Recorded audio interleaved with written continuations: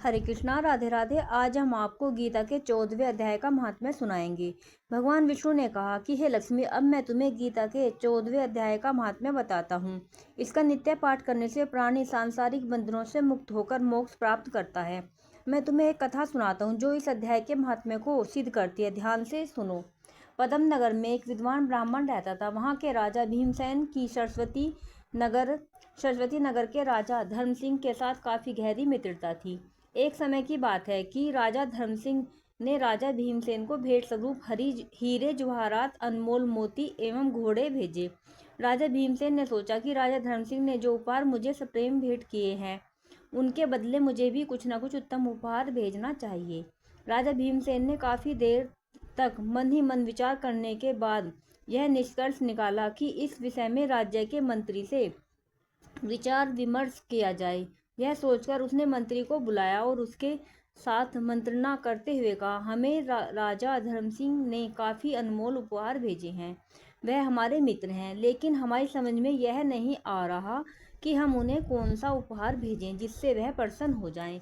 मंत्री ने कहा, महाराज, मेरे विचार से हमें उन्हें वह वस्तु भेजनी चाहिए जो उनके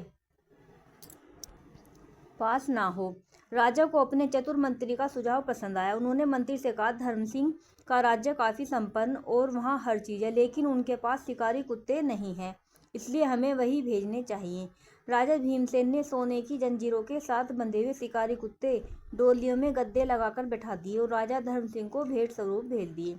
राजा धर्म सिंह उन शिकारी कुत्तों को देखकर बहुत खुश हुआ और कहा, हमारे राज्य में शिकारी कुत्ते नहीं थे, यह मेरे मित्र ने भेजे हैं। अब हम शिकार खेला करेंगे। कुछ दिनों के बाद राजा ने शिकार खेलने का मन बनाया। उसके साथ कुछ अन्य राजा भी थे। सबके पास शिकारी कुत्ते थे। राजा धर्म सिंह ने एक राजा के साथ शर्त रखी कि जिसका भी कुत्ता करके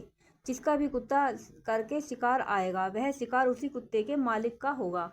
दोनों राजाओं ने अपने अपने शिकारी कुत्ते छोड़ दिए। कुछ दूर जाने पर उन्हें एक खरगोश दिखाई दिया।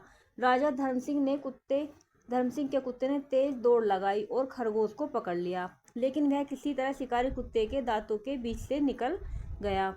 कुत्ते के दांत लगने के कारण उसके शरीर से खून बहने लगा, जिससे जिधर भी वह खरगोश जाता टपकते खून की बूंदें वहां गिरती। खरगोश दौड़ते दौड़ते उनमें काफी आगे निकल गया और कुत्ते पीछे रह गए। खरगोश दौड़ते दौड़ते एक तालाब में गिर गया। तालाब पानी से भरा हुआ था। तालाब के तट पर एक साधु की कुटिया थी। खरगोश के पीछे दौड़ता राजा धर्म सिंह का कुत्ता भी तालाब में गिर गया। कुछ देर बाद राजा धर्म सिंह भी घोड़ा दौड़ाता हुआ उस तालाब के पास आ पहुंचा। उसने देखा कि उसका कुत्ता और खरगोश दोनों मरे पड़े हैं और देवदेही पाकर बैकुंठ लोक की ओर जा रहे हैं। उन दोनों ने जब वहां राजा को देखा तो उसका धन्यवाद करते हुए बोले कि हे राजन, तुझे कोटि कोटि नमस्कार है, तेरे ही कारण हमें देवदेही मिली है। राजा ने पूछा, मेरे कारण, मगर कैसे? उन दोनों ने विनम्र स्वर में कहा, हम इसका कारण तो नहीं जानते, मगर इस तालाब के जल को छूने से हमें देवदेही प्राप्त हुई है। राजा ने कहा कि हे भगवान, तेरा लाख लाख शुक्र है जो इन दोनों जीवों का उद्धार हो गया। कुत्ता एवं खरगोश बैकुंठ की ओर प्रस्थान कर गए। राजा साधु की कुटिया के पास गया। साधु अपनी कुटिया के बाहर खड़ा यह सारा दृश्य देख रहा था। राजा ने साधु को प्रणाम करके पूछा कि हे महापुरुष, मैं काफी आश्चर्यचकित हूँ कि एक कुत्ता और खरगोश इस तालाब के जल का स्पर्श पाते ही देवदेवी को प्राप्त हुए और उनका उद्धार हो गया। ऐसी क्या बात है इस जल में? साधु ने कहा कि हे राजन, मुझसे पहले इस कुटिया में मेरे गुरु रहा करते थे, जो इस तालाब में स्नान करके नित्य गीता के 14वें अध्याय का पाठ करते थे। उनके पश्चात अब मैं भी इसी तालाब में स्नान करके गीता के 14वें अध्याय का पाठ करता हूँ। राजा ने गदगद होकर कहा कि हे संत, तुम और तुम्हारे गुरु धन्य हैं, जिनके कारण पशु योनि को भी देवदेही प्राप्त हुई है। मैं भी भाग्यशाली हूँ जो आप जैसे संत के दर्शन करने का सौभाग्य प्राप्त हुआ। यदि आप मुझे कुत्ते और खरगोश के पूर्व जन्म की कथा सुनाएं तो आपकी अति कृपा होगी, राजा ने कहा। तब साधु ने कहा कि हे राजन, यह दोनों पूर्व जन्म में मनुष्य देह में थे। खरगोश ब्राह्मण था और कुत्ता इसकी स्त्री था।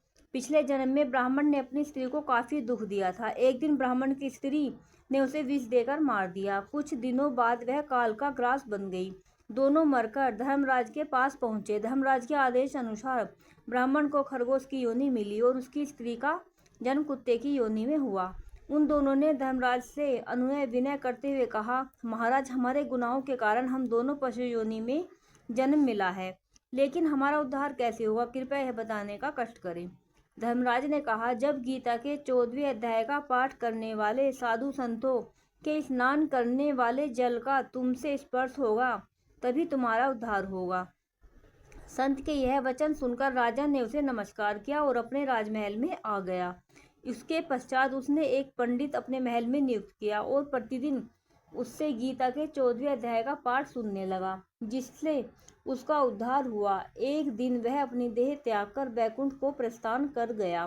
कथा कहने के पश्चात भगवान विष्णु बोले कि हे लक्ष्मी, इस कथा से तुमने गीता के 14वें अध्याय का महात्म्य अच्छी प्रकार से जान लिया होगा। राधे राधे।